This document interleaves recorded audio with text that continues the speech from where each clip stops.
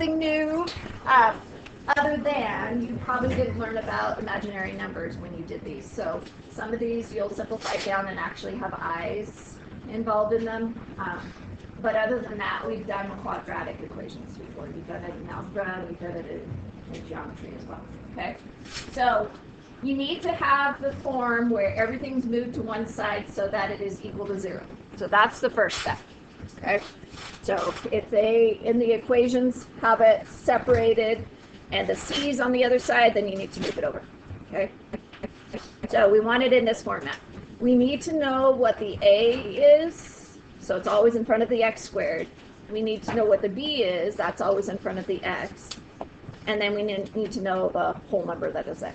Okay, so sometimes there's not a whole number, so you put a 0 in for those. Okay, and so once you know what your a, your b, and your c are, then you can plug it into this equation and simplify this. Yeah, you remember this from previous years? Yep. Hopefully. We did it like this beginning of the year, right? Or the last. We did it last year, but you should have done this in algebra as well. Okay, the quadratic equation. Okay, this is also, you can still use the method, the completing the square for this one. You would get the same answers. And sometimes factoring is easier, but you can't always factor because you'll get radicals on some and i's on some. So this is another one like the completing of the square that you could use. Okay, I would probably, in those assignments that we did yesterday, the last 2 days, if you had an x squared and it was by itself, the completing of the square would probably be faster. Okay, if you have a number that's in front where we had to divide all of them and then we wound up with fractions and having to convert the fractions and divide it by 2, I think this would be easier if you have a number in front. Okay, but regardless, those methods, I'll give you the same answer. Okay, so we're starting on our first one. So number 1.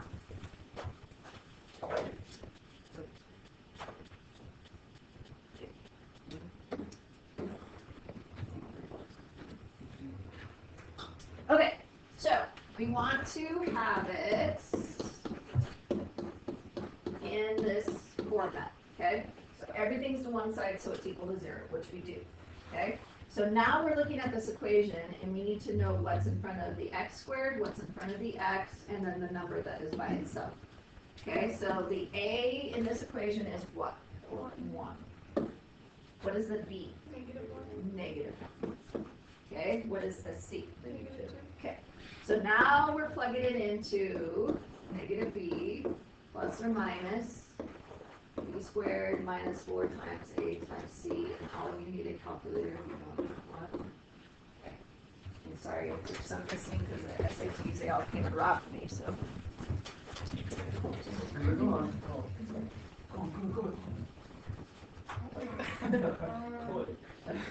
Okay, here we go. So negative b. So the equation has a negative in it, but I'm plugging in a negative. So what's going to happen to the positive? Awesome. Okay. Plus or minus. Okay, gosh. Okay, b squared. Okay, so if I square a negative 1, negative 1 times the negative 1 is going to be a positive 1. Okay, the 4 is part of the equation, so it stays there. It's part of the equation. Okay, then your a is 1, and your c is a negative 2. Okay, and then all of that's over 2 times a. Well, 2 times 1 is just going to be 2. Okay, so we replace the whole quadratic equation with the numbers that we got from the a, the b, the c. So now we just need to know the order of operations to simplify this down. Okay, and then also the new thing that we've learned about negatives. Okay, so order of operations, we want to take care of this part first. So a negative 4 times 1 is a negative 4. A negative 4 times a negative 2 would be a positive 8. Okay, so all of this changed to plus 8.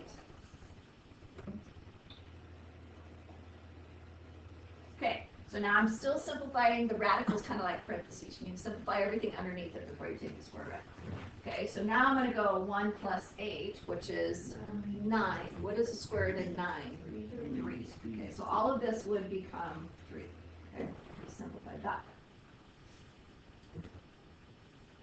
Good there? Okay, so now we can finish it out. I've got 1 plus or minus 3 over 2. So I can go 1 plus 3, which would be 4, divided by 2 would be 2. And then 1 minus 3, which is negative 2, divided by 2, which would be a negative 1.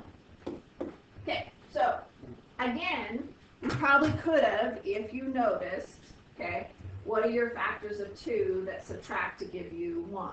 What are your factors of 2 that subtract to give you 1 or 2 and 1? So you could have done the old school parentheses on this, but if you don't recognize it, quadratic's always going to work. And then you could also use that square method yesterday too. You're going to get the same answer, okay? So sometimes others just look easier. Okay. All right, we're going to try it again, but this time we've got a different sign. Okay, factors of 2 that add to give me 1, there isn't any, okay? So we're not going to get whole numbers like we just did in this last one. Okay, so we're going to practice it to make sure we know how to simplify it and write it as a complex number, okay? Okay, so again, my A is going to be 1, my B is a negative 1, and then my C this time is a positive 2. Okay, so plugging it in, it's a negative B is the equation, but it is negative, so it's going to change it to a positive, plus or minus. Okay, so B squared, so negative 1 times negative 1 is a positive 1. Minus 4 times my A times my C. Okay, then all of that's over 2 times A, then 2 times 1, so 2. Okay, so order of operations again. So I'm going to go negative 4 times 1 is a negative 4 times 2 would make this a negative 8. Okay, now I have 1 minus 8, so that becomes a negative what? 7. Okay, so I'm going to write this out so we're not, because before it was a perfect square, so I moved it out. But, okay, so I have a negative 7 underneath, and then all of that is over 2. Okay, so 7 can't be simplified down, but there is something that I could take out of there, which is the I. Good. Okay, so this would be 1 plus or minus I rad 7 over 2. And then again, just be careful when you do this. If there's anything that can be simplified in the numerator, do it. If there's only one thing, leave it. It needs to be all 3 to simplify those down. Okay, so that would be something new that you didn't do last year. Okay, but still doing the same thing, just other than the I has been out of there for this year. Okay. X squared plus 2x minus 15. I want you to try it.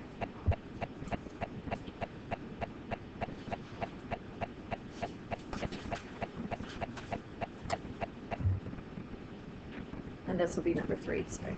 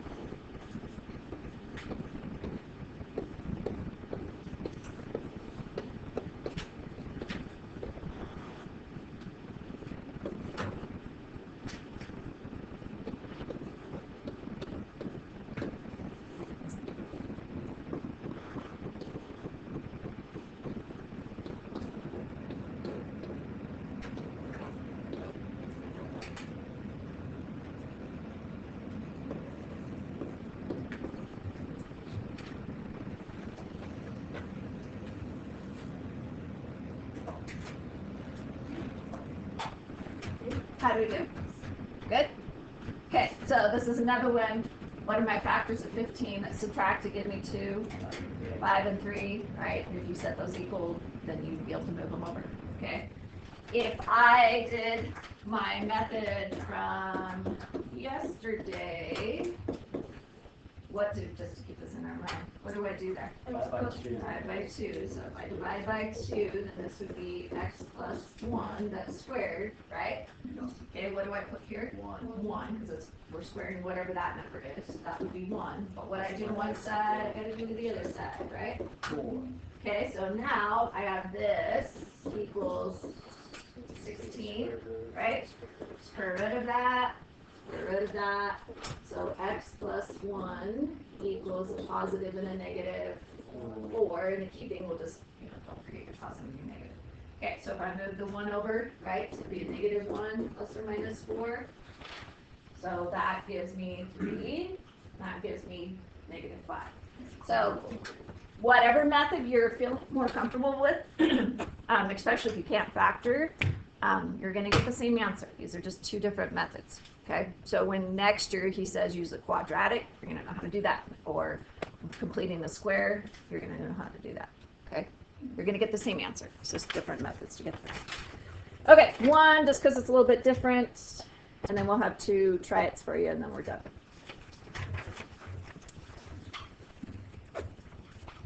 Oops. Okay, so number 4.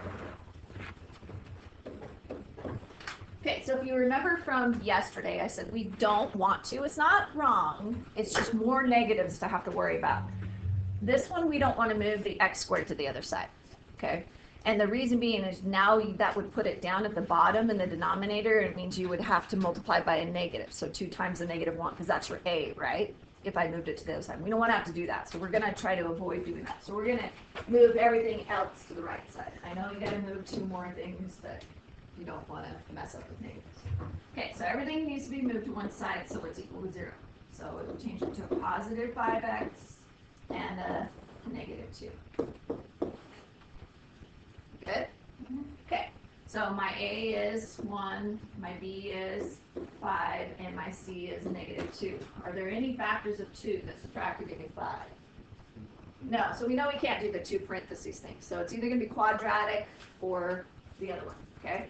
So let's practice quadratic just because that's what this section's about. Okay, so what's the first thing I'm going to write?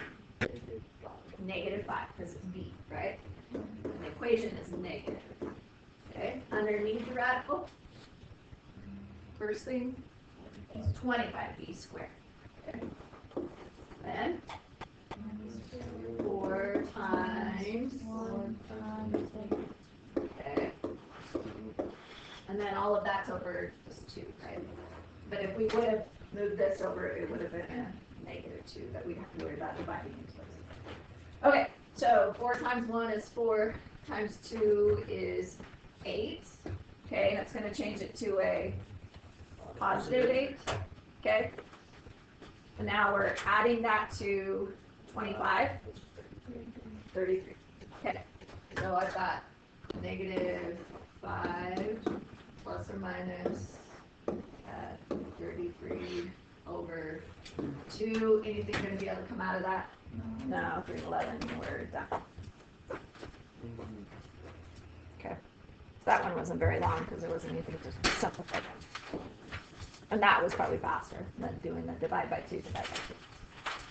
Okay, so these last 2 you're going to try. I have them on different slides, so write it down, and then I'm going to go to the next slide and then write it down so that you don't have to wait for everybody to do the problem. Okay, so this will be number 5. I don't care what method you use. Okay. And then, oh wait, so that's number 5. Everybody got that one? Okay, and then here's number 6. Making sure that you're good, and then we'll.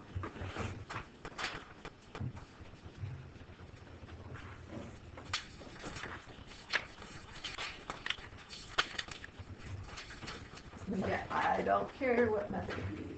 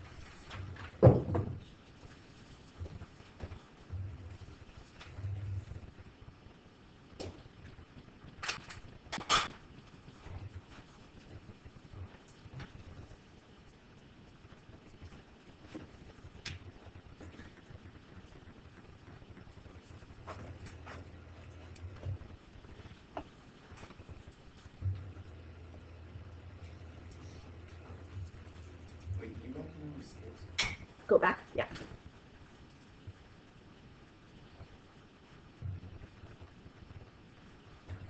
You good?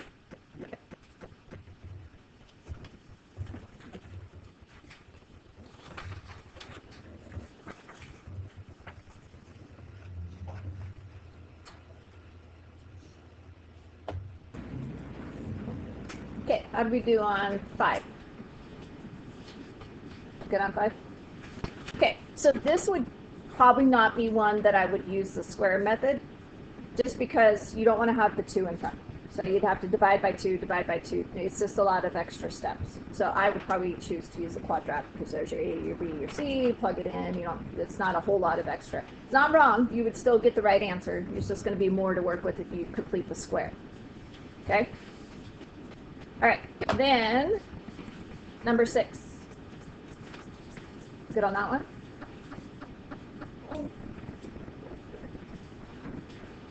Yep. Okay. So that one, either or would have worked. Definitely not the factoring, obviously, because you have an I that's involved in that. But you could have done the divide by 2, and that probably would have been a fast process as well. Okay, but you would get the same answer. So we're good? Okay, so you're just working on the try it. We'll grade it tomorrow just because there's so many people that were gone today. Not that they will do their homework tonight, but we'll grade it tomorrow.